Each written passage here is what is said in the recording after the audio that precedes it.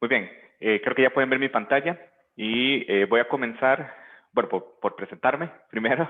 Eh, Mi nombre es Diego Alfaro, como pueden ver en el foil. Yo tengo ya 13 años de estar trabajando en Intel y durante los últimos 5 años específicamente he estado trabajando en el área de finanzas, en el departamento de finanzas, contribuyendo a desarrollar una cultura de Advanced Analytics dentro del mismo departamento de finanzas y lo cual nos ayuda a identificar las oportunidades y estamos también empoderando mucho a la gente para que aprenda la habilidad, para que aprenda a hacer estos análisis también y no solo nos ayuden a identificar las oportunidades, sino que tengan la oportunidad también de experimentar, de crear como esos prototipos similares a los que ustedes están, a las ideas que ustedes están generando, obviamente en el contexto de finanzas.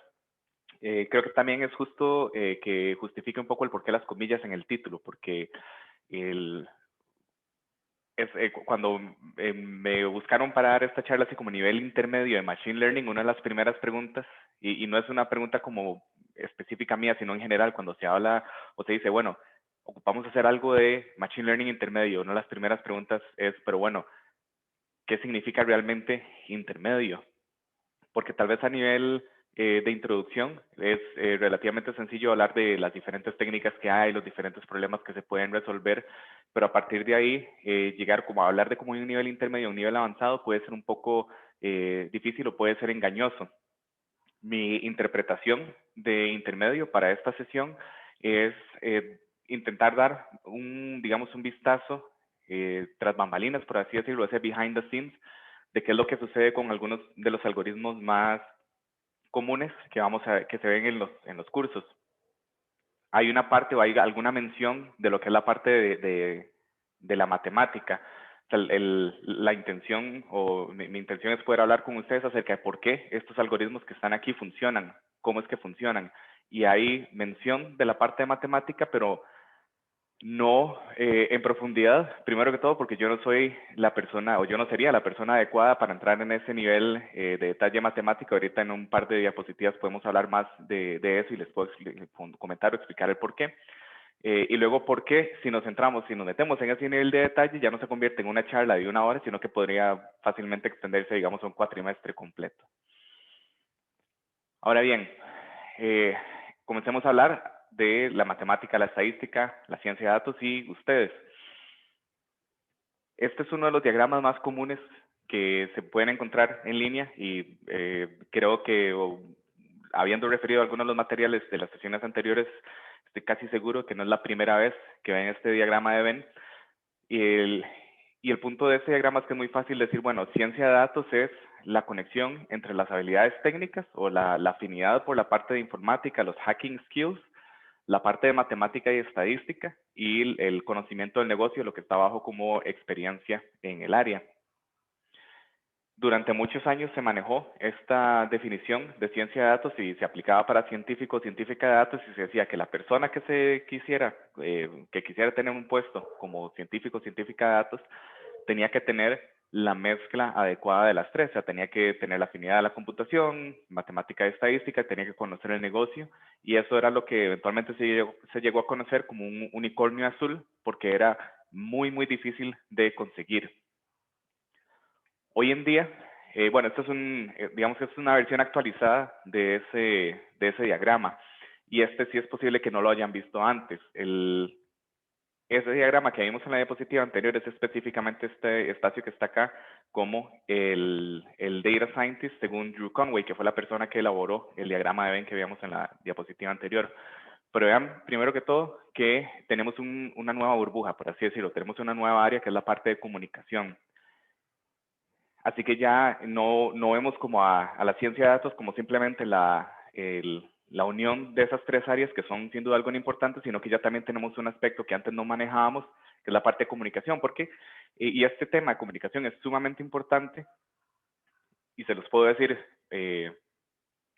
así con casos de la vida real. Si ustedes pueden tener todas las habilidades técnicas y pueden conocer el negocio y ustedes pueden crear sus algoritmos, pero en el momento en que ustedes se van a sentar a exponer sus resultados a gerencia, a los tomadores y tomadoras de decisiones, Si ustedes no pueden comunicar bien su idea, si ustedes no son capaces de transmitir el valor que tiene su producto, que tiene su idea, es muy posible que la audiencia lo perciba solo como un experimento académico, como algo bonito, interesante, pero que para efectos de la vida real o para efectos de un negocio tal vez no tiene mayor utilidad. Así que ahora lo que se ve como el data scientist, entre comillas, perfecto, es esa persona que conoce el negocio, que es capaz de programar, que tiene el conocimiento estadístico y matemático y además que es capaz de comunicar los resultados y los análisis que se están haciendo sin utilizar el lenguaje técnico, que esa es una parte sumamente engañosa de esa parte de comunicación, porque de nuevo, pensando en esa audiencia de gerentes, tomadores y tomadoras de decisiones, si nosotros llegamos y empezamos a hablar de la matemática, los algoritmos, que álgebra lineal y optimizamos este algoritmo utilizando tal teorema, en cuestión de segundos vamos a perder a la audiencia, pues es muy posible que perdamos a la audiencia y en el momento que perdemos la audiencia en una presentación es sumamente difícil de volver a capturar ese interés. Ahora, ese tema de la comunicación era una de las razones por las cuales quería asegurarme de cubrir este nuevo diagrama al principio o esta nueva definición de ciencia de datos, pero también sirve para hablar acerca del tema de estadística y matemática. De nuevo, caso de la vida real, a manera de anécdota, yo les puedo comentar que hace 6 años más o menos yo tomé la decisión de salir de mi zona de confort trabajando en el departamento de tecnología e información y pasarme completamente, digamos, al otro lado del charco, al lado del negocio, al lado de finanzas. Personalmente fue intimidante el considerar que yo, ingeniero en sistemas, que toda una vida había trabajado dentro de la organización de tecnología e información, de repente me iba a salir de mi burbuja, por así decirlo, y me iba a pasar a un lado que era totalmente ajeno, con reglas totalmente diferentes. Y uno de mis compañeros de equipo, en eso, cuando ya comuniqué la decisión que me iba a ir del grupo y que me iba a pasar al lado de finanzas y que iba a hacer ciencia de datos, él se me acercó con las mejores intenciones del mundo, estoy seguro, y me dijo, Diego, pero usted sabe que si usted quiere hacer eso, usted tiene que aprender matemática y estadística, ¿verdad? Y yo, pues sí, dicen. La pregunta es, ¿cuánta matemática y cuánta estadística es necesaria? Porque si ustedes se van a algunos foros o algunos grupos en redes sociales, es muy posible que vayan a ver algunos chistes, algunas burlas acerca de la gente que quiere hacer ciencia de datos sin tener un amplio conocimiento matemático y estadístico. La buena noticia es que la vida no es, o sea, no es así, no funciona así tan blanco y negro como que si quiero hacer ciencia de datos tengo que tener así como un doctorado en matemática y estadística, porque si no, no voy a poder hacer nada. Y este diagrama creo que captura muy bien esa esencia, donde vemos diferentes roles posibles en el mundo de ciencia de datos, cada uno con sus diferentes áreas de especialización. Por ejemplo, si nosotros tenemos un buen conocimiento de programación y de negocio y estamos como muy lejos de querer meternos en la parte de estadística y matemática, ahí probablemente nos vamos a quedar como muy en el área tradicional de tecnología de información, desarrollo de sistemas. Si de repente nosotros nos vamos al otro extremo y tenemos como una persona que es sumamente buena en estadística y en la parte de comunicación, pero no tiene como conocimiento de un negocio específico o conocimiento de programación, lo que tenemos es básicamente un profesor o una profesora de estadística o de matemática, digamos, de un enfoque más tradicional. Podemos irnos otra vez aquí abajo a este extremo, donde de repente tenemos personas que son muy buenas en la parte de comunicación, tienen como algún conocimiento de la parte estadística, no se metieron mucho en la parte de programación, en la parte de informática, pero conocen muy bien el negocio y lo que tenemos es una persona que puede ejecutar un rol de analista de datos. No vamos a entrar en todas las burbujas porque si no se nos puede ir la hora hablando solo de este diagrama, pero uno de los mensajes principales que quisiera dejarles es que ciencia de datos es un mundo sumamente amplio, hay campo para todos y para todas, y depende mucho, o tienen la libertad incluso de determinar hasta dónde quieren llegar, o sea, cuál es la mezcla correcta de cada una de estas variables que ustedes quieren ejecutar. Sí es importante tener un entendimiento de cómo funcionan los algoritmos, porque eso es parte de lo que nosotros vamos a poder dar como argumentos a la hora de comunicar resultados y comunicar análisis. Es parte de los argumentos que podemos utilizar para que nos crean, básicamente, para demostrar que realmente si estamos prediciendo 100, hay todo un razonamiento estadístico y matemático que justifica ese 100 y que se puede demostrar o se puede respaldar con diferentes tipos de análisis. Pero no es necesario irnos al extremo de que ustedes manualmente tengan que programar todos esos teoremas que van a utilizar para ejecutar los algoritmos o para validar los resultados.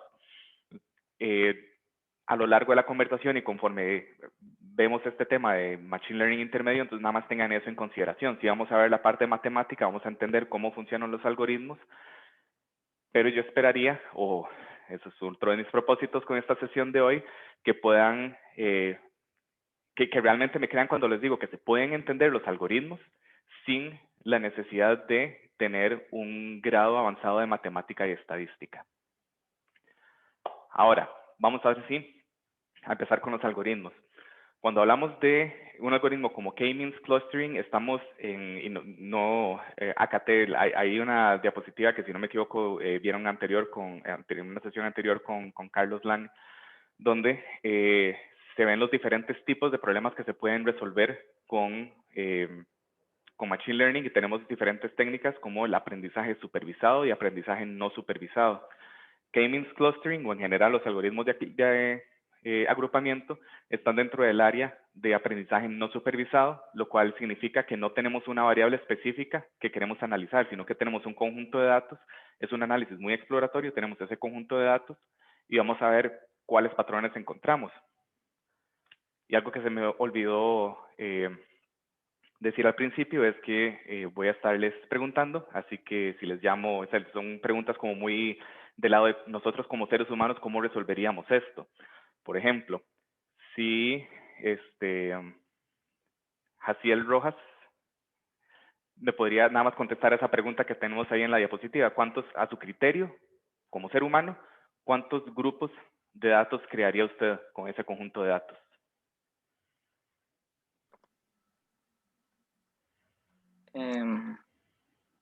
¿Cuál diapositiva? Perdón, la que está proyectando. ¿Sí? Ok.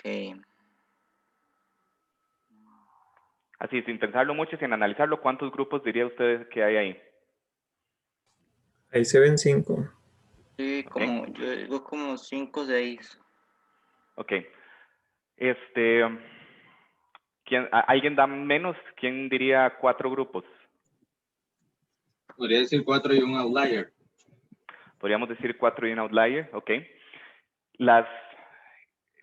Todas las respuestas anteriores en realidad son válidas y eso es una de las flexibilidades. No podría decir si es una ventaja o una desventaja, pero ciertamente es una flexibilidad que nos ofrece que nos ofrecen los métodos exploratorios. Nosotros una de las primeras cosas que vamos a definir nosotros es K, o sea, cuántos grupos queremos ver. Y dependiendo, y a partir de eso, pues el desempeño del algoritmo, los resultados pueden variar. Nosotros perfectamente podríamos decir que queremos 5 grupos y es posible que, vamos a ver si puedo rayar aquí la pantalla, es posible que al ejecutar el algoritmo y este algoritmo busque 5 grupos, diga que este es uno, este es otro, este punto en el medio es otro, aquí tenemos otro y aquí tenemos otro. Ok, 5 grupos, fácil y sencillo. Ahora, ¿qué pasa si nos quedamos con 4? Podríamos decir, sí, bueno, 4 grupos, 1, 2, 3, 4 y un outlier. El problema es, con ese outlier, el problema es que el algoritmo tiene que, o sea, el algoritmo no tiene opción, o sea, el algoritmo tiene que asignar un grupo a todas las observaciones. Entonces, perfectamente podría ser que el algoritmo diga, bueno, 1, 2, 3 y 4. Pero alguien podría decir, no, a mí eso no me parece. O sea, si son 4 grupos, debería ser 1. Bueno, eso hagan de cuenta que debería ser 1, 2, 3 y 4. Y de nuevo aquí nosotros podríamos quedarnos el resto de la hora discutiendo si son 4 grupos, si deberían ser 5, si hacemos 4 grupos, en dónde deberíamos de poner ese punto en el centro, o incluso podríamos discutir, bueno, digamos que son 2 grupos nada más, ok, son 1 y 2, o son 1 y 2. Nos vean que para nosotros como seres humanos, que de repente nos queda fácil identificar ciertos patrones y podemos decir con certeza, ahí hay 5 grupos, o ahí hay 4 grupos y un outlier.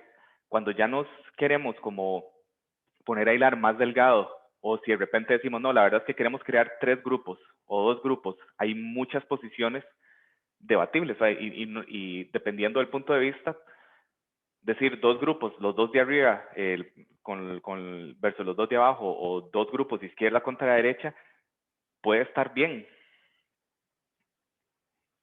Los algoritmos que nosotros programamos o que usamos en Machine Learning tienen la ventaja de estar fundados en la matemática que no tiene esa subjetividad. Entonces, para algo como K-means clusters, por ejemplo, vamos a tener un algoritmo muy sencillo. Primero, nosotros tenemos que definir, o tradicionalmente nosotros definimos cuál es la cantidad de clusters que queremos crear, y aquí es donde termina nuestro aporte. Ya una vez que nosotros dijimos 4 grupos, ya nosotros cumplimos y el resto queda en manos de la matemática. ¿Qué sucede tras bambalinas? Se van a crear K puntos centrales, 4 K centroides, en posiciones aleatorias, no importa dónde aparezcan en el primer paso. Se va a calcular la distancia de cada observación a esos centros para identificar cuál es el centro que está más cercano y decir, ok, este es el centro del grupo 1 y esta observación está más cerca de ese grupo, entonces esta observación pertenece al grupo 1.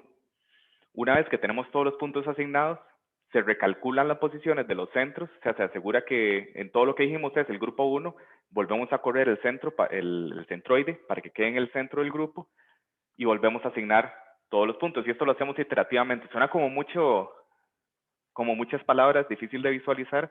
Afortunadamente, y este link está en el material de referencia, alguien se dio a la tarea de programar esto usando JavaScript.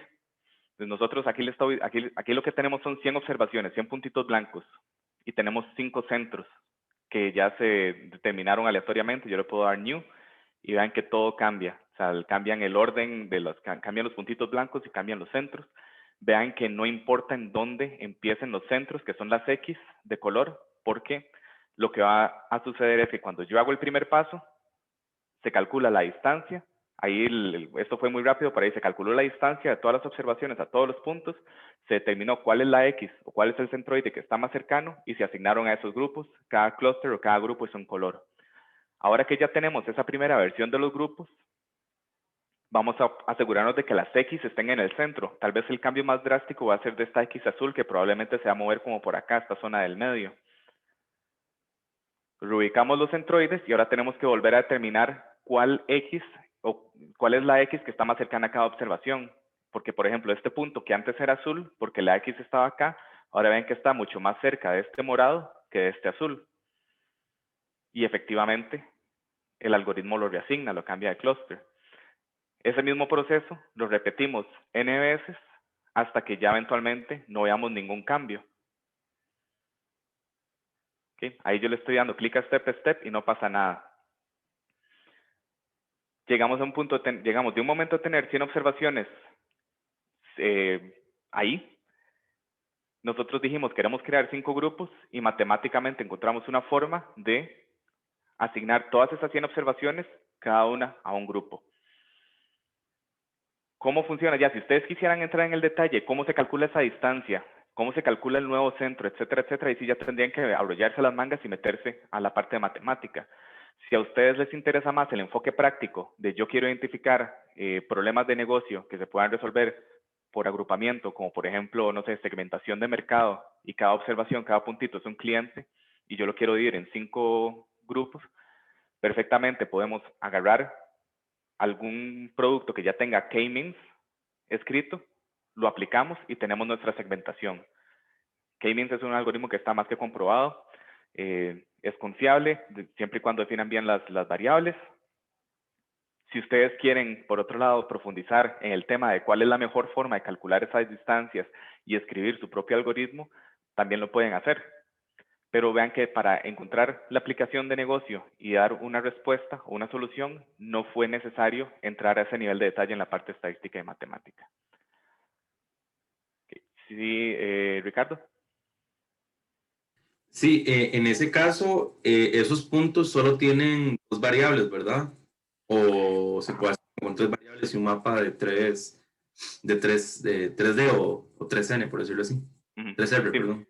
Este caso es digamos, una simplificación donde efectivamente solo tenemos como X y Y, pero la lógica, el algoritmo, lo podemos utilizar para N variables, siempre y cuando todas sean numéricas, porque lo que hacemos es generalizar la fórmula de distancia. Digamos, aquí podríamos hablar de distancia euclidiana, una distancia en línea recta, pero si tenemos n dimensiones, hay una fórmula matemática para calcular distancias en ese espacio n dimensional y es lo que aplicaría el algoritmo. Pero es nada más cuestión de escalarlo.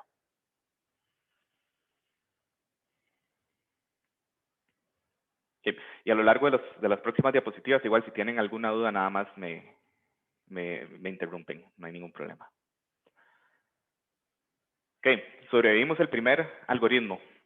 Ahora, tenemos uno que es bastante amistoso, de repente lo hemos visto ya en diferentes contextos, es uno de los tal vez más reconocidos, que es el tema de la regresión lineal. Lo vamos a utilizar, esto es una regresión lineal simple, tenemos una variable x y tenemos nuestra variable y. Nosotros lo que queremos es estimar el valor de y a partir de los valores de nuestra variable x. Y vamos a preguntarle a...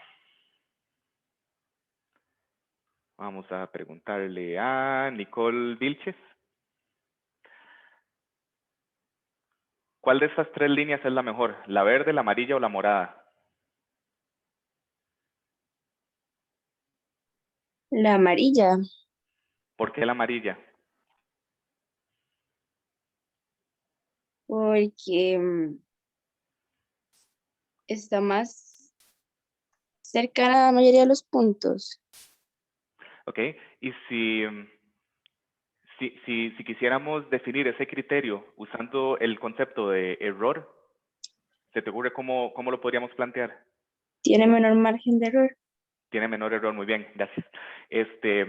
Cuando nosotros tenemos esto, así sin ninguna referencia, la primera pregunta es, ¿cuál es la mejor línea? O sea, nosotros podemos trazar una cantidad infinita de líneas ahí, pero solo hay una línea o un modelo, una ecuación lineal, pues una línea de regresión que nos va a dar la menor cantidad de error cuando vemos esta diferencia entre el valor real, que sería el puntito, y la línea, que sería el valor estimado.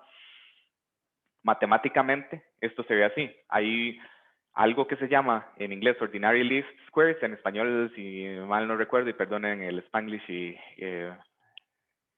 que a veces me fallan las palabras, pero creo que esto es la parte de mínimos cuadrados. Nosotros sabemos, acabamos de decir que cuando tenemos las observaciones como los puntos y tenemos nuestro modelo de regresión, esta línea que trazamos aquí,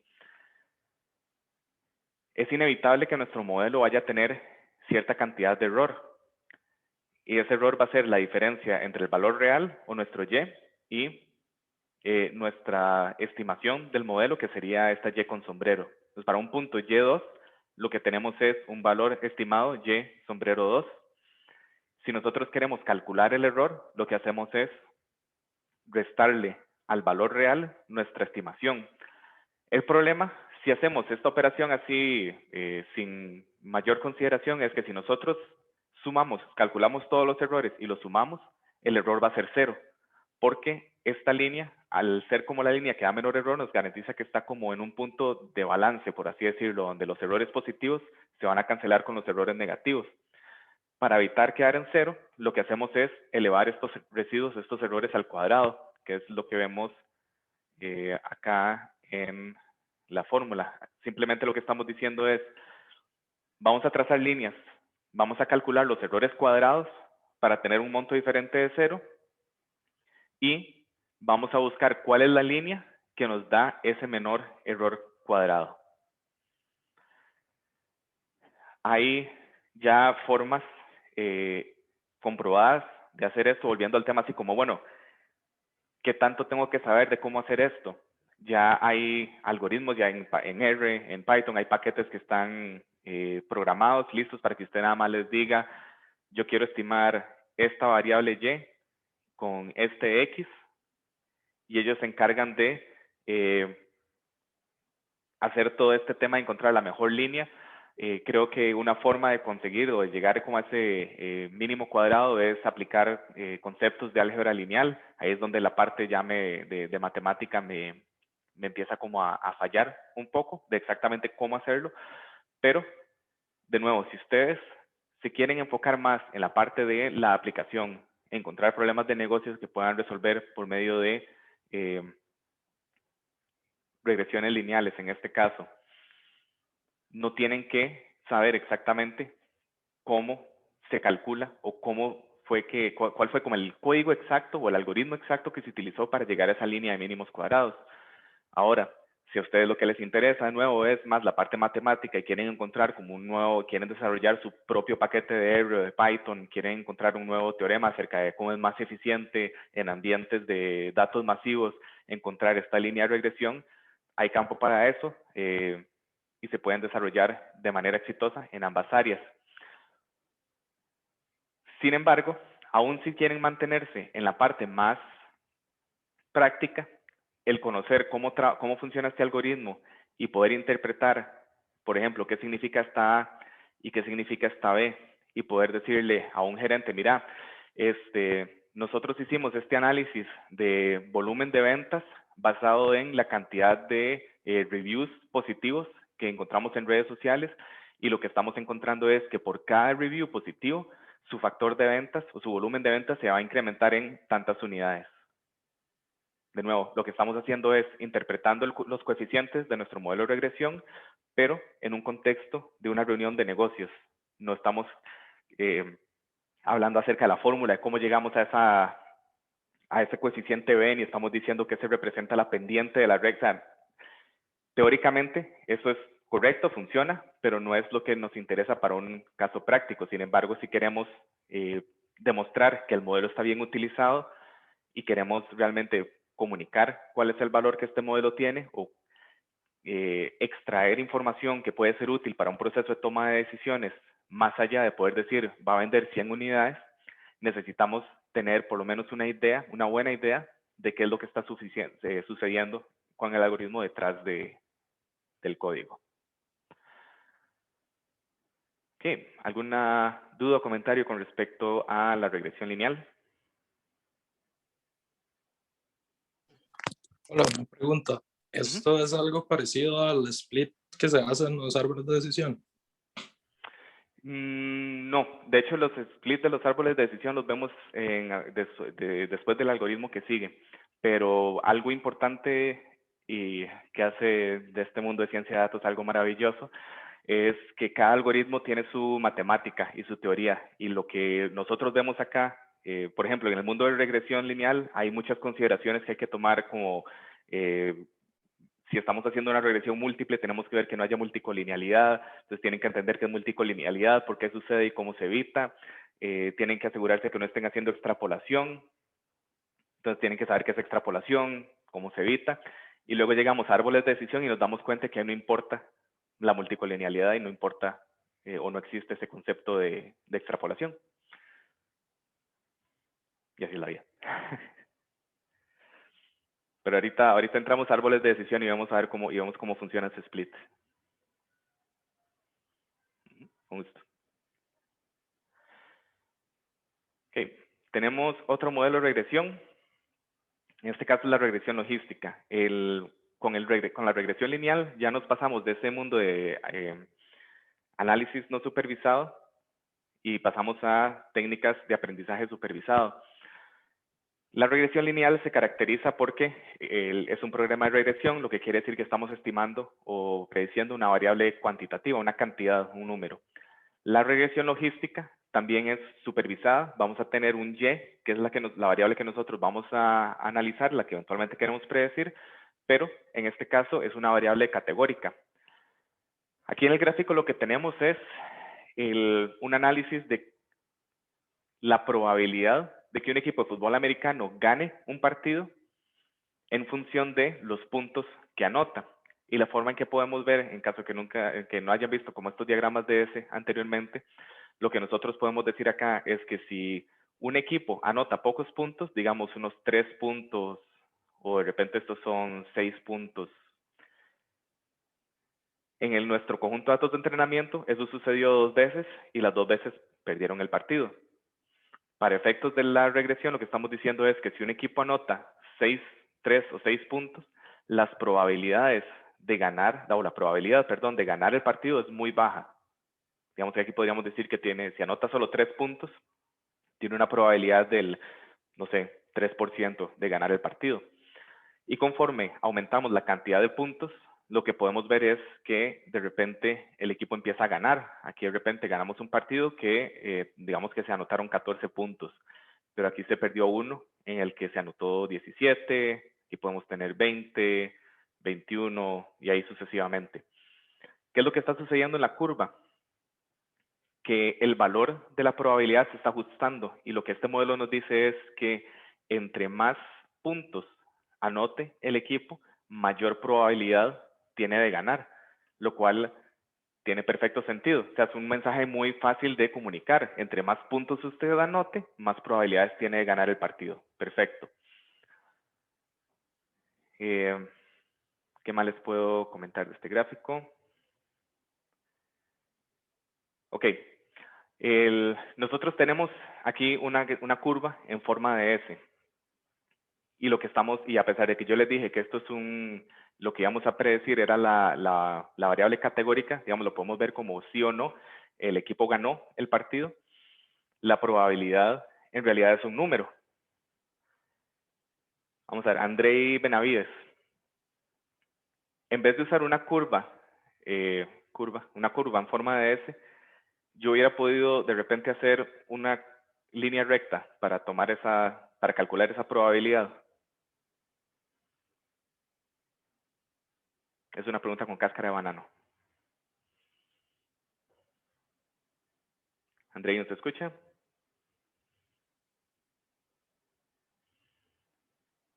Okay. Si no, David Medina.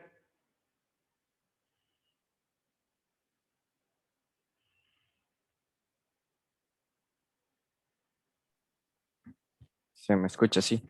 Sí, ahora sí lo escucho. Bueno, la verdad, viendo este diagrama específico, me parecería que sí. Ujú. Pero sin embargo, los puntos estarían a la misma distancia de la línea. Pero digamos, acá tomo en cuenta que hay más puntos en uno. Pero digamos, analizando esas dos, digamos que me parecería que no se podría porque digamos que están a la misma distancia. Ujú. Y usted lo que nos está comentando es que la línea parece que está como muy lejos de los puntos. Hay como mucho error. Sí, bueno, a eso me refería. Ujú. Ok. Matemáticamente, nosotros podemos hacer esto. O sea, al final esto es una ecuación. Y nosotros podríamos decir, no, vamos a aplicar regresión lineal para estimar la probabilidad de ganar un partido o no. Porque al final de cuentas lo que tenemos acá son puntos. Y ganó o perdió lo podemos traducir a 1 a 0. Son números. Cumplimos con ese requisito de que la regresión lineal acepta como datos de entrada solo números. El problema es que uno de los problemas es que si nosotros hacemos algo así, de repente vamos a tener una probabilidad, o podríamos tener una probabilidad negativa. Y ahí yo les pregunto, ¿qué significa? Eso es un 5. ¿Qué significa tener una probabilidad de menos 5% de ganar un partido? Eso no existe. ¿O qué significa una probabilidad de 5.3?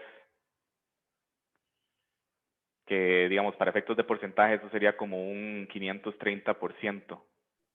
Eso tampoco existe. Eso tampoco existe. En teoría, la probabilidad tiene que estar entre 0 y 1.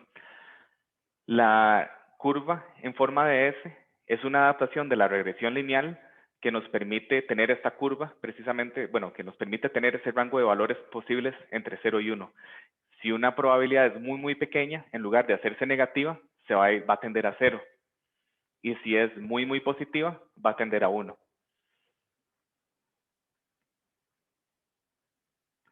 Detrás de todo esto hay mucha matemática. Para nosotros crear un algoritmo de clasificación no es necesario memorizarnos las fórmulas ni programarlas, pero sí es importante de nuevo entender qué está haciendo el algoritmo. Y podríamos tener la misma conversación otra vez. Si a ustedes lo que les interesa es como la parte de aplicación práctica, entonces nada más sepan cómo interpretar los coeficientes, porque aquí la interpretación es diferente. Estamos hablando de posibilidades, no estamos hablando de unidades. Entonces aquí lo que podríamos decir, por ejemplo, con esta curva S, es que entre más puntos anota un equipo, aquí vamos a tener una ecuación que no está acá lamentablemente, vamos a tener una ecuación para esta curva y nosotros podríamos decir que entre más aumenta la cantidad de puntos, el logaritmo de las posibilidades de ganar el partido va a aumentar en tanto. Y ese logaritmo de las posibilidades se puede convertir en posibilidades y si nosotros hacemos la predicción, se puede convertir en un porcentaje, en una probabilidad. ¿Qué le interesa al saber al negocio? No sé, ¿cuál es la probabilidad de que una persona con estas características compre este producto?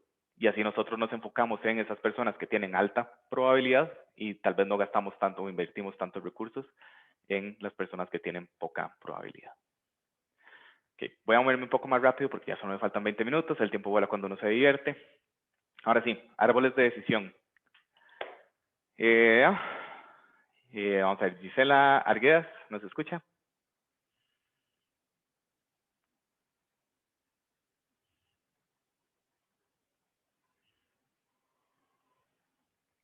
Okay. Si no, Gloriana Mora. Hola. Hola.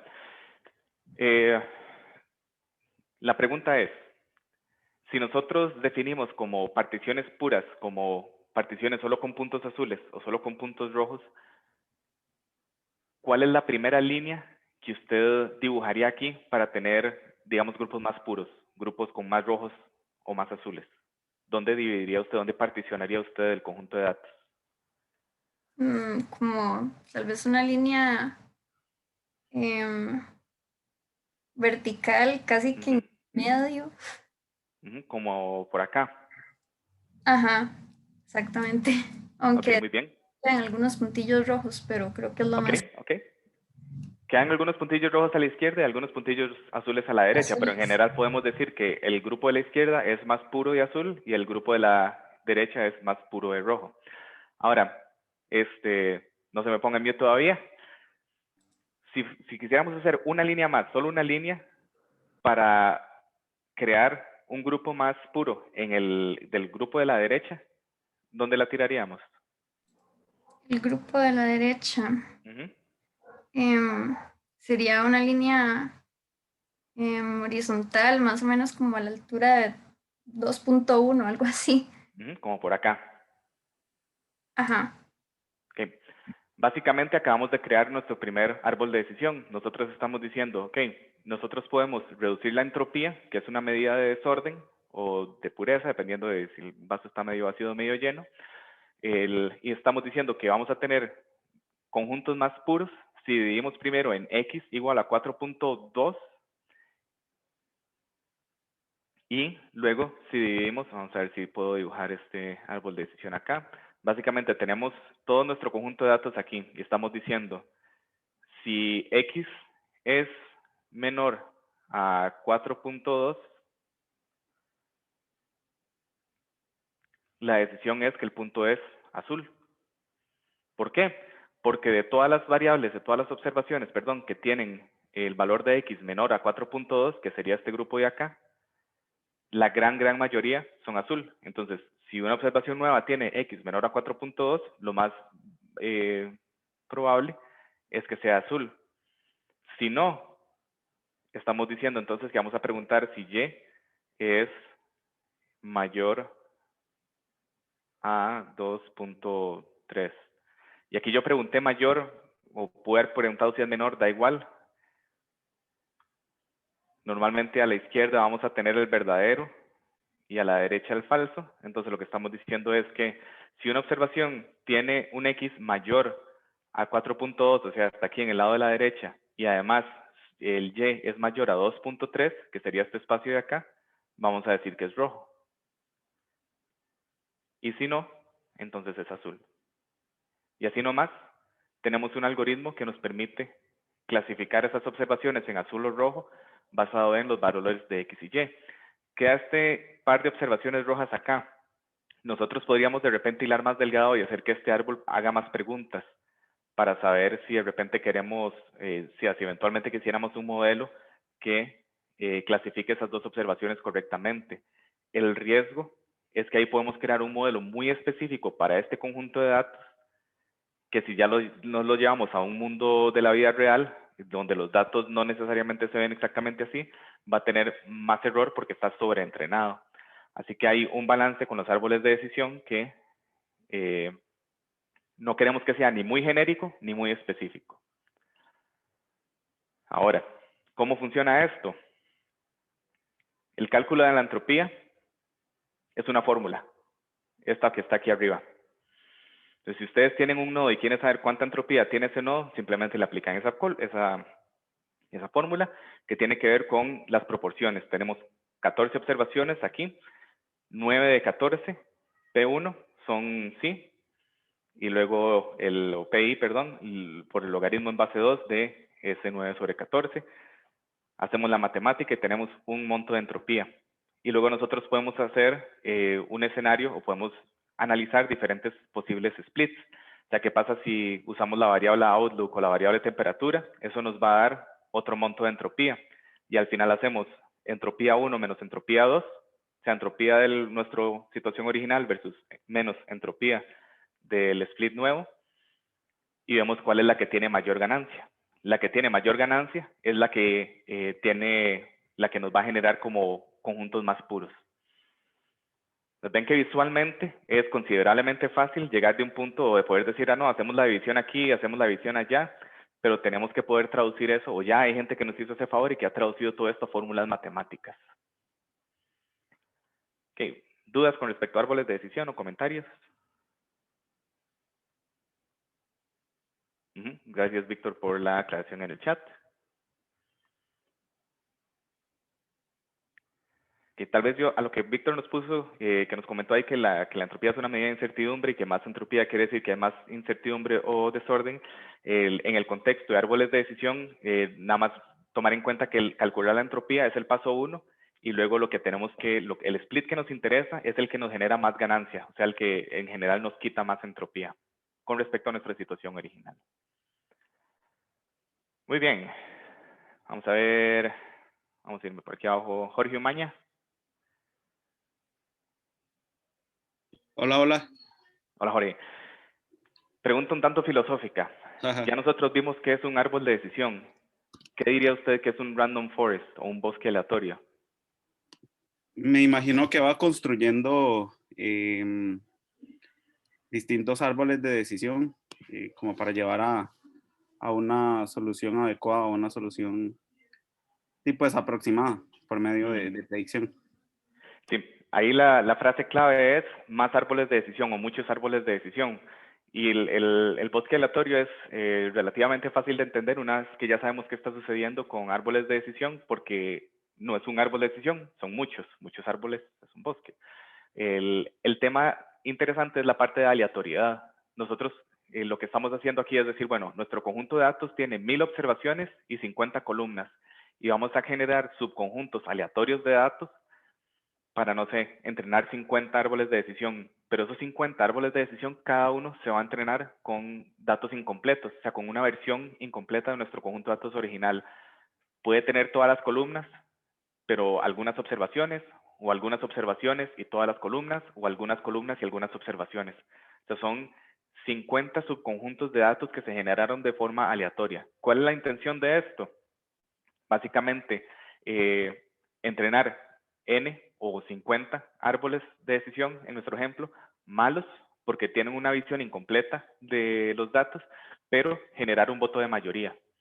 Y digamos que el enfoque aquí es, nosotros podemos como intentar crear un árbol de decisión muy sabio, con muchos datos, o podemos intentar crear 50 versiones un poquito más ignorantes de ese árbol de decisión.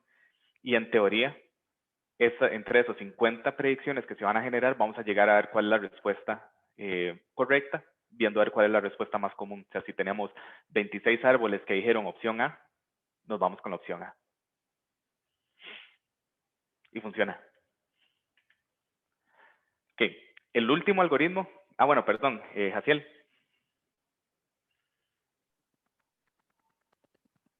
¿Qué caso sería más útil crear un árbol aleatorio o un árbol de decisión más?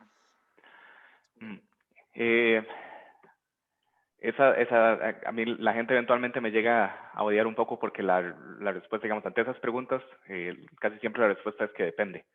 De antemano, nosotros no podemos saber qué va a ser mejor, si un árbol de decisión o un bosque aleatorio. La única forma que realmente vamos a tener de saberlo es experimentando. Si usted quiere saber, si ustedes tienen un caso de uso y quieren saber si un bosque aleatorio es mejor que un árbol de decisión, la única opción en que ustedes realmente van a poder saberlo es entrenando los dos modelos y comparando las métricas. Muchas gracias. Con gusto. Muy bien, series de tiempo. Las series de tiempo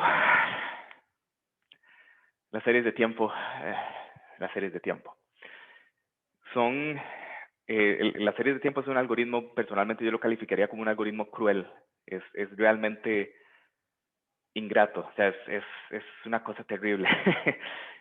Vamos a ver. Cristian Peralta.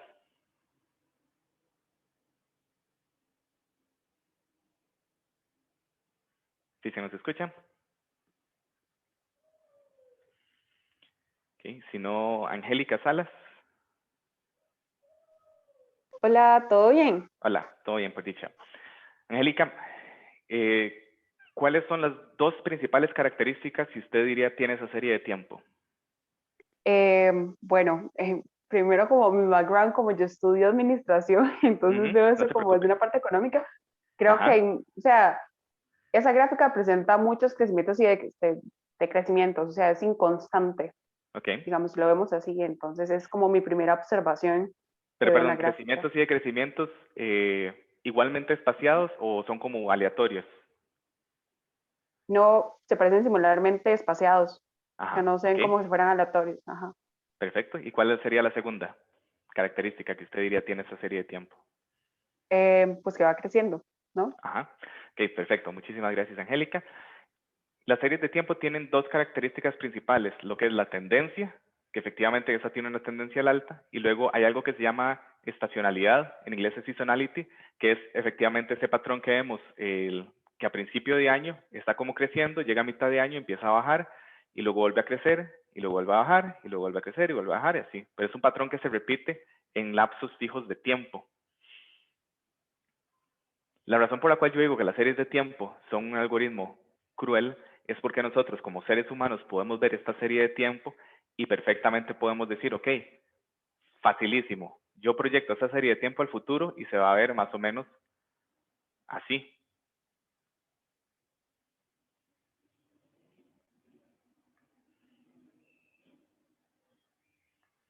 ¿Alguien tiene una visión diferente de cómo se comportaría esa serie de tiempo al futuro, hacia el futuro? ¿Ricardo?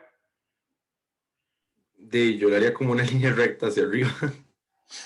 Sí, o sea, la tendencia al alza se va a mantener, pero tenemos que también respetar esos crecimientos y decrecimientos estacionales, porque si esto fuera, digamos, ventas, por ejemplo, no sé, de un supermercado o de una, digamos, ventas de Amazon, nosotros perfectamente podemos esperar un pico de ventas hacia final de año por la temporada de Navidad y luego vuelve a bajar, porque no siempre es Navidad. Y luego, no sé, llega San Valentín, entonces hay otro pico, pero menor. Y luego llega el Día de la Madre y hay otro pico, el Día del Padre. O sea, hay sucesos que suceden en periodos específicos de tiempo que nosotros podemos esperar. Entonces sí, efectivamente puede ser como una línea que siga creciendo, pero también nosotros tenemos suficiente información como para saber que hay unos picos que suceden cada cierto tiempo. Lamentablemente, la vida no es así tan sencilla. O sea, nosotros como seres humanos podemos ver ese patrón y decir, esto va a ser facilísimo. Por detrás, lo que está sucediendo es esto. La serie de tiempo que nosotros vimos y que creímos que iba a ser muy fácil de estimar es esta que está aquí arriba. Esta es nuestra serie de tiempo original. Resulta que nosotros descomponemos eso en la tendencia, que es esa línea constante que va al alza, y la parte de estacionalidad. Vean que la estacionalidad no tiene tendencia, o sea, no es que va subiendo y va bajando, no, o sea, ya aquí le quitamos, cuando hablamos de descomponer la serie de tiempo, estamos diciendo que identificamos cuál es el patrón de ese trend y se lo quitamos. En el residuo de esa serie de tiempo estamos viendo estacionalidad, lo cuantificamos y se lo quitamos, y lo que nos queda es esto que se llama residuos. Y resulta, sucede y acontece que lo que nosotros estimamos, lo que nosotros modelamos, proyectamos hacia el futuro en una serie de tiempo, son esos residuos, sin tendencia y sin estacionalidad. Y ya cuando tenemos estos residuos, ya no es tan fácil pensar en cómo se va a ver esa serie de tiempo. O sea, el problema se volvió más complejo. Y tenemos la matemática, hay varios algoritmos. Esto específico es el enfoque ARIMA, donde nosotros estamos aplicando autorregresión. Estamos fijándonos en los lags anteriores, en los tiempos anteriores de la serie de tiempo para determinar cuál es el peso que una observación hace 2 o 3 periodos tiene sobre la observación actual. Y luego estamos hablando también de un promedio móvil aplicado a los errores. O sea, el error que nuestro modelo tuvo 2 o 3 lapsos atrás, cómo nos puede impactar o cómo nos debería afectar el punto que estamos analizando ahorita. En realidad, yo, a pesar de que lo catalogo como algo cruel y como un algoritmo cruel, en realidad es sumamente interesante. Ahí, si de repente ven esta serie de tiempo y ven con los residuos y dicen, bueno, esto se parece casi que a cómo se visualiza un archivo de audio, no es tan lejos de lo correcto. De hecho, hay mucha teoría que se aplica a análisis de audio que eventualmente podemos tener, que podemos aplicar a series de tiempo. Pero volvemos al punto original, al mensaje de siempre.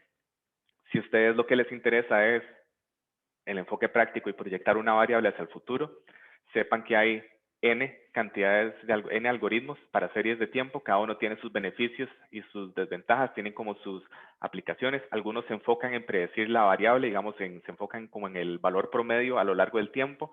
Otros se enfocan más en la volatilidad, qué tan variable va a ser esa serie de tiempo. Y hay otros que son más tradicionales, pueden haber escuchado en algún momento de suavizamiento exponencial, en donde lo que vamos a hacer es una serie de tiempo que le va a asignar pesos decrecientes a las observaciones con el fin de eventualmente ir creando como una serie de tiempo que aprende de valores anteriores, pero nosotros controlamos cuánto. Y es una línea suave porque en lugar de tener tantas subidas y bajadas o picos, va a ser como más curva. Entonces, hay diferentes enfoques para la parte de series de tiempo. Similar a lo que hablábamos con la parte de regresión versus árboles de decisión, algunos enfoques nos obligan a quitar la tendencia y la estacionalidad y trabajar con los residuos. Otros nos ayudan o nos permiten incorporar parámetros al cálculo que se encarguen de esa tendencia y de esa estacionalidad, pero en general, igual si quisieran saber cuál es el mejor algoritmo para su serie de tiempo, tienen que hacer el experimento y ver cuáles dan los mejores resultados según lo que ustedes determinen con sus clientes o sus usuarios, que es importante. Muy bien. Si no hay alguna duda o comentario con respecto a la parte de series de tiempo, muy rápidamente quiero asegurarme de recordarles que Intel tiene el programa de Student Workers, donde abrimos plazas para personas que están estudiando y que puedan complementar sus estudios universitarios con la parte laboral. Tienen el link o tienen el código QR en caso de que quieran registrarse. Y adicional a este programa de estudiantes, lo voy a dejar ahí nada más un momento, por si todavía están abriendo el código o copiando el link, pero también tenemos el programa de mujeres excepcionales en la parte de Latinoamérica, mujeres excepcionales, donde igual pueden registrarse en caso de que les interese participar. Y de mi parte, eso sería todo. Todavía tenemos un par de minutos, no sé si hay alguna duda o comentario.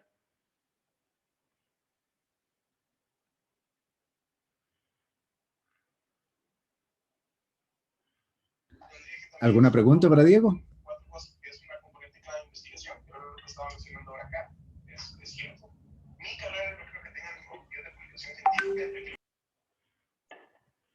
Aló, buenas tardes. En mi caso, Diego, más que una pregunta, es agradecerte la explicación muy al punto y bastante. Se entendió muy bien el mensaje. Gracias. Muchas gracias por la Gracias a usted por el presentación. comentario. Con gusto. Y que dicha que el mensaje fue claro. Estoy trabajando en mi parte de comunicación, como pueden ver. Ya le lleva bastante avanzada. Muchas gracias.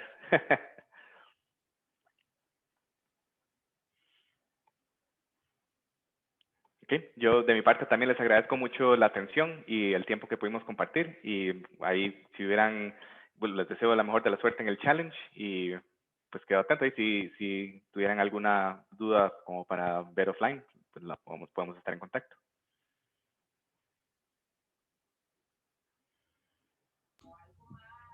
Bueno, entonces agradecerle mucho a Diego. Esperemos que sea de utilidad para los proyectos que ustedes tienen. Recordarles que hay un pequeño concurso y que tiene una vigencia de 2 horas, ¿verdad? Hacer una pequeña reseña de la charla y ahí les puse los hashtags con los que